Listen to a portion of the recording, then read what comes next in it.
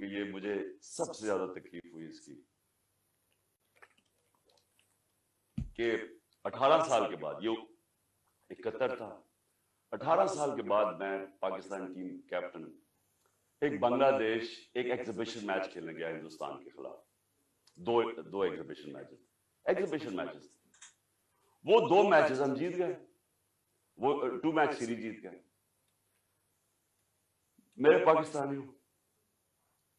وہاں جدھر نفرت تھی پاکستان سے 1971 میں، کیونکہ ہم ان کو رائٹ نہیں دے رہے تھے، انصاف نہیں کر رہے تھے، 50,000 لوگوں کا اسٹیڈیم ایک ہی نعرہ مارا، پاکستان زندہ باد، پاکستان زندہ باد۔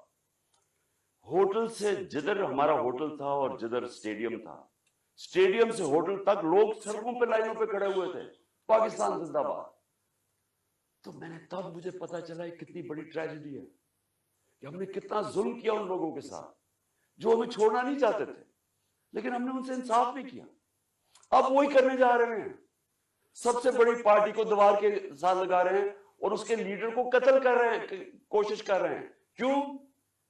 کیونکہ چوروں کا ٹولہ اوپر جو بٹھا دیا ہے، ہم بھیڑ بکریاں مان نہیں رہے ان کو، اس لیے قتل کرو اس کو، جو ملک کی سب سے بڑی پارٹی ہے، تاکہ اگر عمران چلا جائے گا تو پارٹی تتر بتر ہو جائے گی۔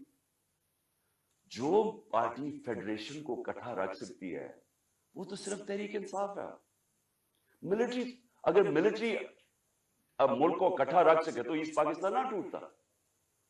پولیٹیکل پارٹیز ملک کو اکٹھا رکھتی ہیں، ملٹری مدد کرتی ہے، یہ الٹا جا رہا ہے۔ یہ پھر کوئی تاریخ سے ہم نے کچھ نہیں سیکھا۔ کیا ہوگا؟ مجھے پتا تھا جس دن میں نکل رہا تھا، مجھے پتا تھا کہ یہ آج یا کل انہوں نے میرے پہ کوئی واردات کری ہے، کیونکہ مجھے پوری میسج آئی کہ جناب انہوں نے اب مجھے کہا کینسل کر دے، اب نہ جائیں، انہوں نے مار دینا آپ کو۔ پہلے تو میں نے سوچا کہ کیا یہ واقعی کریں گے، کیا یہ واقعی یہ کر لیں گے کہ یہ ایک ملک کی ایک قوم کو نقصان پہنچائیں گے اپنے چھوٹے چھوٹے مفادات کے لیے، وہ اپنے پیسے بچانے کے لیے، کیونکہ ان کو سارا ڈر یہ ہے کہ اب یہ چوری کا پیسہ ہے، یہ جو NRO ہے ہم نے جو لے لیا ہے، اب کہیں عمران خان آ کے اس کو ریورس نہ کر دے بس۔